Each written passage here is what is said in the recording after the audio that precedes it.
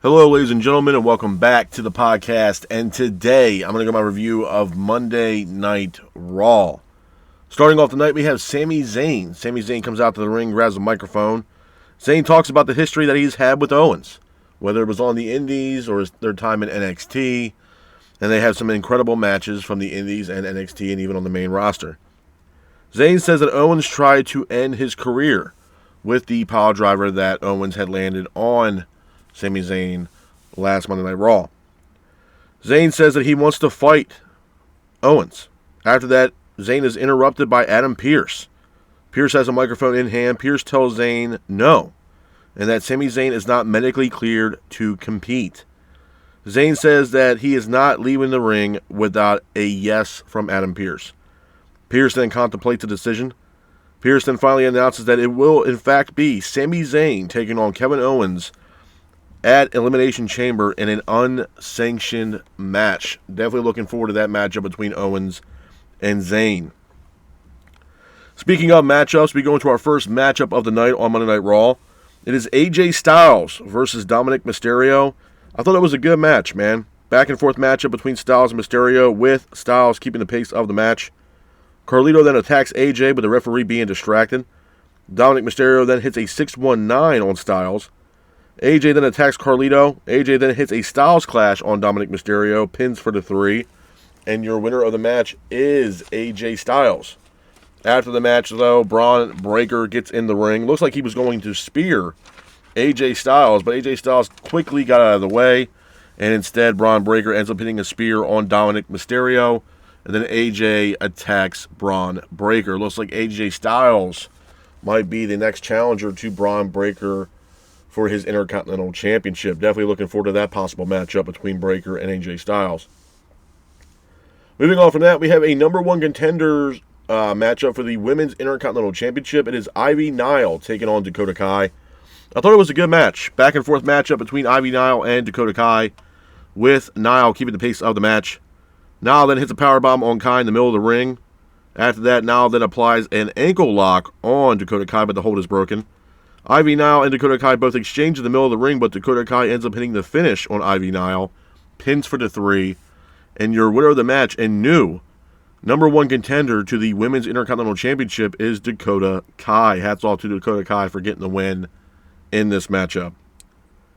Moving on from that, we have a Gunther segment. Gunther walks through the crowd in the arena, has a microphone in hand. Gunther mocks Jay. Gunther says that he will outclass Jey Uso at WrestleMania. Gunther then asks Michael Cole and Pat McAfee if they think Jey Uso can beat him at WrestleMania. Pat McAfee then grabs a microphone and says that he hopes Jey does beat Gunther at WrestleMania. After that, it looks like Gunther got pissed off at Pat. Looks like he was going to attack Pat McAfee, but he is interrupted by Jey Uso. Jey Uso tries to come out to the ring. He is pretty much trying to be stopped by WWE security. But Jay gets past the security, ends up attacking Gunther, pretty much setting up their matchup at WrestleMania this year. Moving on from that, we go into our next match of the night. It's Pete Dunne taking on Penta. I thought this was a good match, man. Back and forth matchup between Dunne and Penta, with Penta and Pete Dunne both exchanging in the middle of the ring. Penta was trying to keep the pace of the match. Ludwig Kaiser comes out to the ring. Pete Dunne then hits a powerbomb on Penta for a near fall. Dunne then hits an enziguri as well. Penta gets up, hits a Mexican Destroyer on Pete Dunne in the middle of the ring. And then Penta ultimately hits the Penta Driver on Pete Dunne, pins for the 3. And your winner of the match is Penta. After the match, Kaiser ends up attacking Penta in the middle of the ring. And then Dunne and Ludwig Kaiser both exchange on the outside of the ring. Moving on from that, we go into our next match of the night. It's an Elimination Chamber qualifier matchup.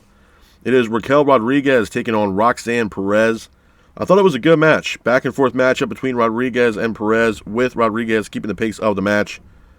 Rodriguez then hits a press slam on Perez in the middle of the ring, as well as a fallaway slam. Perez, though, gets up, hits a springboard moonsault, taking out Raquel Rodriguez. Belair and Naomi, Belair's music hits. Liv Morgan was ringside. Naomi ends up showing up as well, pretty much kind of cornering Liv outside the ring. They end up attacking Liv Morgan ringside, which allowed Perez to hit the finish on Raquel Rodriguez, pins for the 3. And your winner of the match, and moving on to the Women's Elimination Chamber matchup, is Roxanne Perez. Hats off to Roxanne Perez for getting the win in this matchup. Moving on from that, we have the New Day. The New Day come out to the ring, microphones in hand. New Day were trying to talk, but the fans were pretty much booing them out of the building. But Woods does mock Big E and Rey Mysterio. Looks like the New Day are trying to do whatever they can to get back in the good graces of the WWE fans. Moving on from that, we go into our next match of the night. It's the main event of Monday Night Raw. It is Seth Rollins taking on Finn Balor in an elimination qualifier matchup. The matchup itself, man, was a good match. Back and forth matchup between Rollins and Balor, with Balor keeping the pace of the match. Balor quickly hits a pedigree on Rollins for a near fall. Rollins then gets up, hits an enziguri on Finn Balor. Rollins then hits a springboard moonsault on Finn Balor. Rollins and Balor both exchange in the middle of the ring, with Rollins applying a sharpshooter on Finn. Rollins then breaks the hold but quickly hits a pedigree of his own on Finn for a near fall. Finn then gets up, hits a coup de grace off the top rope on Rollins for a near fall, but Rollins ends up hitting a foot stomp on Finn, pins for the 3, and your winner of the match, and moving on to the Men's Elimination Chamber matchup, is Seth Rollins. Hats off to Seth Rollins for getting the win in this matchup. A couple of things I want to talk about, man, when it pertains to Monday Night Raw and WWE before I get the hell up out of here. Let's start with Monday Night Raw, man. Do I think it was a good show? I think it was a decent show. I'm not going to sit here and say it was a great show. It was a decent show at best. I think the issue is, a lot of people that I've talked to, even over this past weekend and even last week, a lot of people have this, issue with WWE right now when it pertains to the build-up and the road towards WrestleMania. And, I talked to a lot of people, and to be honest with you, I kind of have to agree with them. Because, to be honest with you, man, I feel like ever since we got to the Rumble, and the Rumble was great. From the men's side of the Rumble to the women's side of the Rumble, the matches were great. But after the Rumble, man, I feel like WWE really, took their foot off the gas, and now they're starting to slowly pump the brakes a little bit leading into WrestleMania. WrestleMania, I believe, is only 10 weeks away. And it's still a lot of time. I'm not saying it's not, a decent amount of time to build up towards, WrestleMania. But the problem that I have with it is, man, is like ever since the Rumble, things have just kind of been slowed down.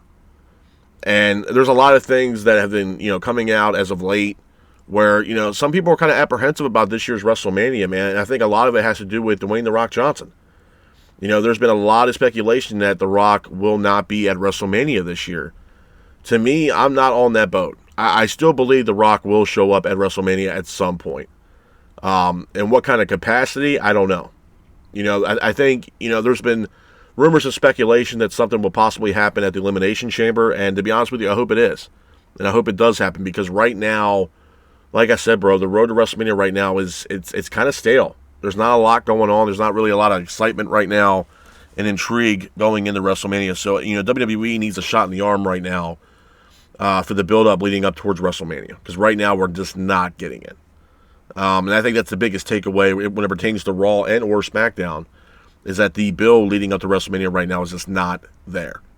And it might be a hot take for a lot of people, man, but, you got to look at the narrative. The matches, yeah, they were decent matches last night, but there really wasn't a whole lot of build towards WrestleMania. Yeah, we got the announcement between Sami Zayn and Kevin Owens, but that matchup will take place at Elimination Chamber. I don't know if that's going to spread all the way out over until April into WrestleMania. I have no idea if that match is, there's going to be a rematch between Zayn and Owens at WrestleMania. I have no idea. There's also been a lot of speculation, which I mentioned, this for the past couple of weeks. When Jey Uso made that announcement that he will challenge Gunther for the World Heavyweight title, one, I already kind of predicted that was going to happen. But my issue with that was Cody Rhodes. Who was going to challenge Cody Rhodes for the Universal title? Is it going to be Roman? Now you have the Elimination Chamber, which that's also going to play a big factor into WrestleMania. Could also play a humongous factor into, the next challenger possibly for Cody Rhodes. Now, in that Elimination Chamber matchup, the names that I know of, off the top of my head, the two intriguing names that are in the top of my head for that card would be CM Punk and John Cena. There's been a lot of speculation that there, possibly this year's WrestleMania, whether it's night one or if night two, we could see a triple threat matchup where Cody Rhodes takes on CM Punk and John Cena in a triple threat match at WrestleMania. To me, honestly, I don't know how I feel about that. I know a lot of people also are not really too keen on seeing John Cena versus Cody Rhodes. And, I'm not going to sit here and disagree with those people. But what I will say, does the story write itself? Yeah, it does. I'm not going to sit here and say it doesn't. A lot of people don't want to see Cody Rhodes versus Cena because it's almost like seeing two Cenas in the middle of the ring face-to-face with each other due to the fact of what Cody Rhodes has been doing. He has a John Cena schedule right now. He's a humongous ambassador right now for WWE. He's a current Universal Champion. And he's doing a hell of a job, carrying this company on his back. But to me, the story kind of writes itself. Right now, Cody is the Universal Champion.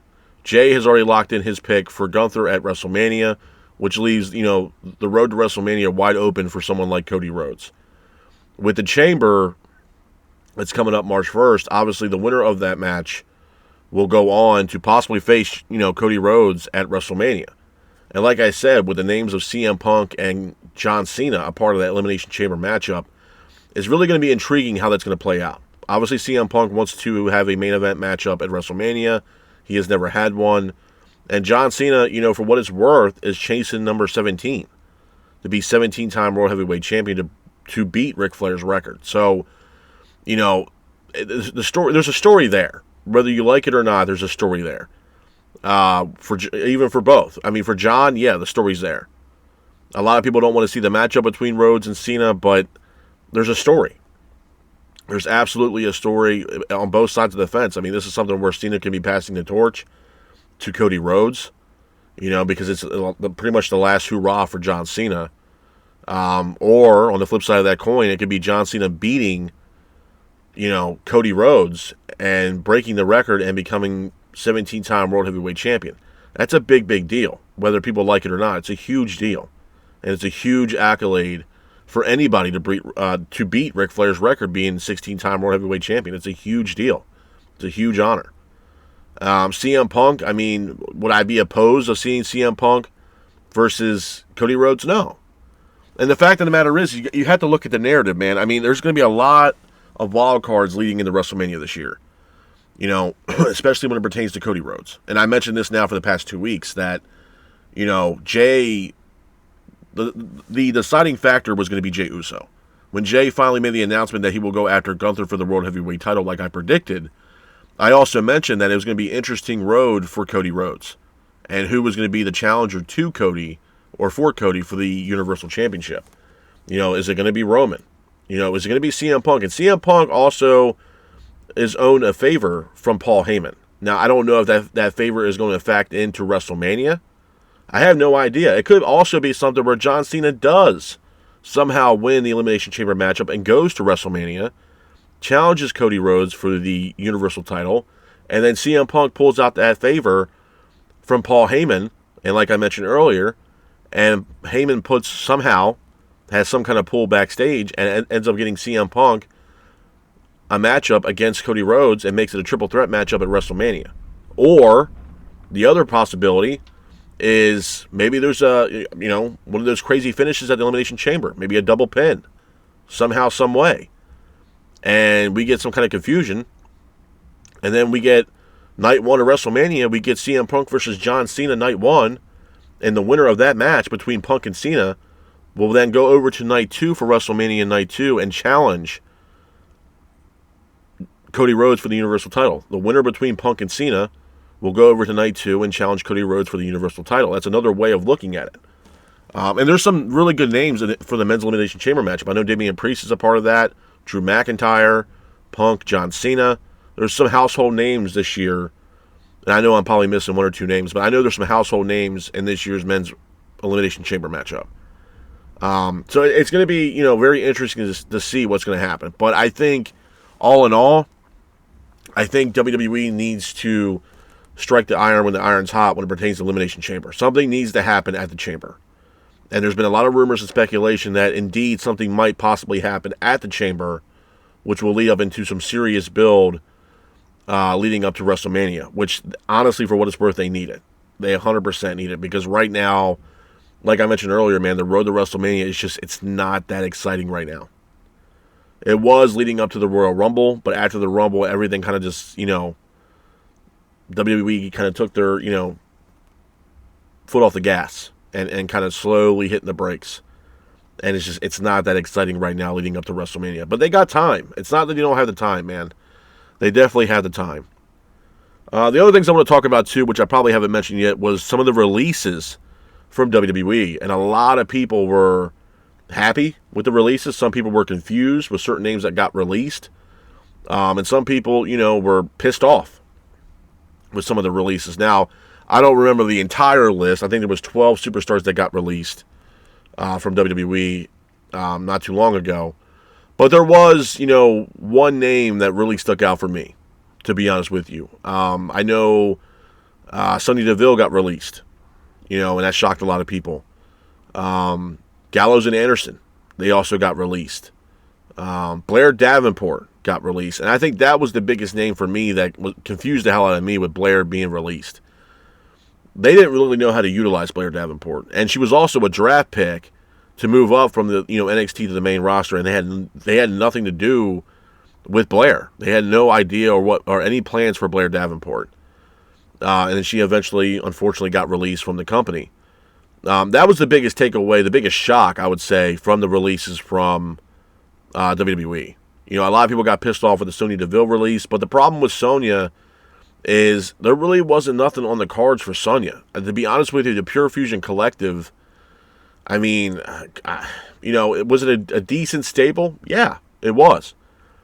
But was it also something where you look at the likes of Shayna Baszler and you look at someone like Zoe Starks and they could have had a singles run? And for what it's worth, Shayna, we all seen Shayna Baszler when she was in NXT Black and Gold, and she done a phenomenal job. She was great in NXT. She gets called up to the main roster, and it's just obviously not the same as what it once was for her in NXT. And she's also put out her grievances towards everything as well, that, she's really not getting pushed. She's put out some tweets and stuff like that. And she's really not, she feels as if she's being underutilized. Do I agree with that? Yeah, I do. Shayna is a contender, and Shayna Baszler is underrated, in my honest opinion. I think the Pure Fusion Collective, for what it's worth, yeah, it put them on TV, but I didn't see the vision of where the Pure Fusion Collective was going to go. It didn't have the same limelight, if you will, that it did with, the stable of Naomi, Belair, and Jade Cargill. It just didn't have that star power to it. But like I said, with Shayna and Zoe Stark, they can definitely go on their own singles run and have a phenomenal run. But was I shocked that Sonya got released? No, not at all. They didn't know how to utilize Sonya Deville. And when she came back into the fold with WWE, it was kind of a stalemate for Sonya Deville. It really was. Speaking of releases and some debuts, I know the talk of the town last week was the debut of none other than Ricky Starks debuting on NXT. Now, this was a big, big deal for a lot of people, for WWE, and a lot of fans. Obviously, the rumor came out that, Tony Khan was contemplating releasing Ricky Starks and Miro, and Malachi Black was leaving the company. Well, those rumors, came into fruition and actually had some truth to it. And Tony Khan actually did release Ricky Starks and Miro, and now, Malachi Black is also on his way back to WWE. Literally, I think it was 24 hours later or something like that, or a couple days later, we see Ricky Starks show up on NXT. My prediction when Ricky got released was that he would do well off in NXT. And I think he will be, a future world champion for NXT, whether he's there for a year and a half. If I was NXT, I put the title on Ricky Starks. Ricky Starks in NXT is a really good move. Absolutely. I think Ricky, obviously I don't think he had his just due in AEW. Obviously they had a falling out there between Ricky and Tony Khan in the aspects that, Tony Khan really wasn't putting him on TV. And Ricky Starks was pretty much sitting at home or, at that time taking independent events. Now that he's currently signed with, WWE, specifically NXT, it's only going to benefit NXT to have someone like that on the roster. NXT's working with TNA. It opens up a lot more doors for Ricky. And, I was excited, man. It definitely has a lot more excitement now around NXT with bringing in some of these new talents into NXT. And with NXT working with TNA, it looks like some exciting stuff is coming down the pike here for NXT. So Ricky Starks did make his debut with WWE. He is now on the NXT roster as of now. Jordynne Grace, she also signed her contract with WWE, and I thought initially she was going to the main roster. That's not going to happen either. Jordynne Grace now is a part of the NXT roster and will join the likes of Julia and Stephanie Vaquer on NXT. This is also a big deal. Jordynne Grace, future NXT Women's Champion written all over. She's a powerhouse, and it just adds to the already strong female roster on NXT. And sky's the limit for Jordynne Grace, man. She has all the potential in the world. She is one hell of an athlete, a great wrestler, and seeing her have matches with Stephanie Vaquer and Julia, Roxanne Perez, and the names that are the female roster that's over there on NXT, yeah, absolutely. And build up her character, build up some mic skills for Jordynne Grace, and then send her over to the main roster. That could probably happen within a year and a half tops for Jordynne Grace. She's already a phenomenal wrestler, man. There may be some mic skills and maybe learn the WWE machine, if you will. And after that, she's main roster bound for sure. So it's a big deal for NXT, man. NXT is pulling out all the stops. And honestly, I look forward to what's going to happen next with NXT. I think it's a really, really good deal. And it's exciting. I think it's great to see Ricky Starks, in WWE, a part of the NXT family. I think it's also great to see Jordynne Grace also be a part of NXT as well, man. NXT is going to be doing some serious shit here relatively soon, so I'm definitely excited for that. But like I said, man, when it pertains to Raw, it's one of those things where, like I told you guys, man, I'm going to be brutally honest, and right now WWE, in my opinion, it's not cooking right now. It's just not. It just feels bland.